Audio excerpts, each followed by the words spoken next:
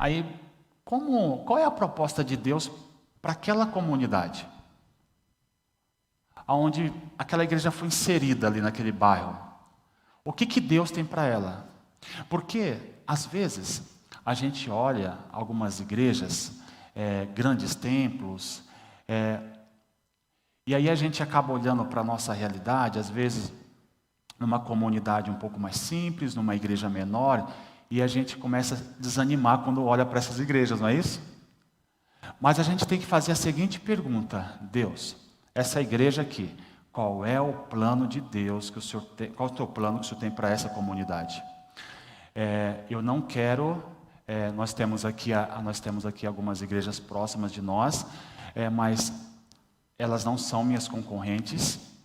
Mas o Senhor plantou essa igreja aqui. Qual é o plano que o Senhor tem para ela, Deus? Então a gente começa a perguntar para Deus isso. Pergunta, porque a igreja é dele.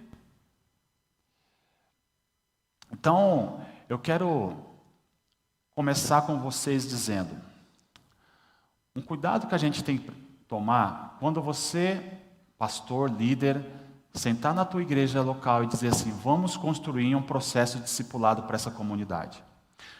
Porque a filosofia de ministério quando entra uma nova pessoa na igreja, quando ela se decide a se render aos pés de Cristo nessa comunidade, quais são os passos que ela vai dar na sua igreja local para que ela se torne discípula de Cristo e ela também cumpra a missão que Deus confiou ao coração dela, aonde ela possa descobrir o que Deus quer dela. O que Deus quer dessa pessoa? É os passos que ela vai dar. Para que não haja um choque muito profundo na igreja local, eu acho que é sempre importante, num bate-papo, considerar a seguinte questão: o que é essência, o que é forma? O que é essência? A essência, ela parte do pressuposto de tudo aquilo que nasce das Escrituras. Um exemplo: o que é a igreja segundo as Escrituras? É uma igreja adoradora, não é isso? E a adoração ela tá muito além da ideia de se reunir em culto aqui, levantar as mãos, ela está muito além. A Bíblia diz que a igreja ela precisa ser também proclamadora. É importante que a igreja tenha a sua liturgia de celebração e que ela desenvolva um discipulado local.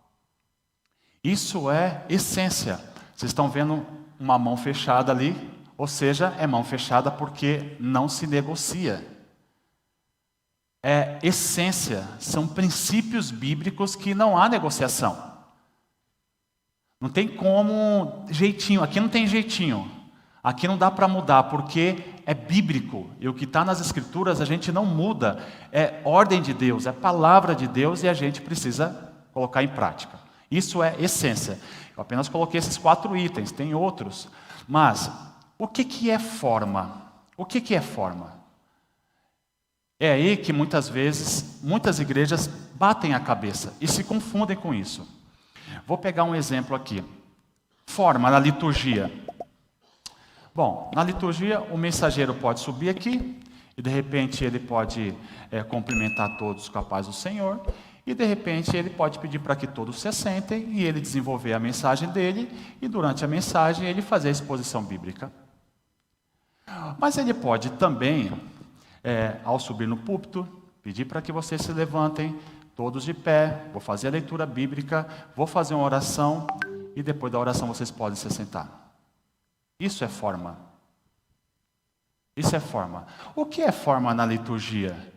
Forma na liturgia? Bom, o pastor, daqui a pouco Samuel vai falar mais sobre isso, mas eu quero dar esse exemplo para vocês. Porque forma na liturgia é quando de repente você pode entender que no seu contexto onde você está inserido lá, você pode ter uma pessoa que vai fazer a abertura do culto, ela vai citar o texto bíblico, ou ela vai fazer a leitura, ou vice-versa, e depois vai estar chamando as pessoas que estarão louvando a Deus. O grupo de louvor canta tal, o grupo manancial canta tal. Uma pessoa que vai estar fazendo isso. Mas a igreja também, ela pode entender que pode ter um próprio ministério de louvor, um grupo de louvor que conduz essa adoração. Vocês estão entendendo que isso é forma. Cada igreja, com base na sua realidade, vai enxergar como que vai ser feita e desenvolvida a liturgia da igreja local. Não é porque a igreja A faz assim que eu aqui vou fazer igual ela. Ela tem as suas peculiaridades. Agora, se, com base na minha realidade local, nós enxergarmos que a semelhança daquela igreja que faz aquilo, nós podemos fazer aqui também, por que não? Mas nós fazemos não porque elas fazemos porque nós entendemos que no nosso contexto é aplicável isso. Um outro exemplo de forma é na parte de proclamação. Qual é a forma de evangelização? Muitas vezes, eu não vou entrar no detalhe da igreja ser encarnacional. O que significa dizer é que eu, como cristão, eu preciso demonstrar através das minhas ações do meu trabalho, se eu estou na academia, se eu estou correndo, se eu estou andando, se eu estou no shopping, se eu estou no metrô. Ali eu preciso encarnar o evangelho através das minhas atitudes, ok? Isso é um fato. Agora, como comunidade local, como que é na tua igreja? O pastor chega sábado de manhã e vai falar assim, olha só, nós iremos fazer uma evangelização à tarde. Quem é que está lá à tarde? 2h da tarde. Só o pastor? Será? Talvez mais 2 irmãos? 3? Estou sendo muito animador, esperançoso? 5? Porque os demais membros da igreja muitas vezes resistem a participar de ações evangelísticas. Eu acho que não é só uma questão cultural, mas entendo também que é uma questão espiritual e que isso precisa ser trabalhado na igreja local. Então, pensem comigo aqui. Se faz necessário uma ação na igreja local, onde a membresia se sinta desafiada. A gente tem que desafiar a igreja.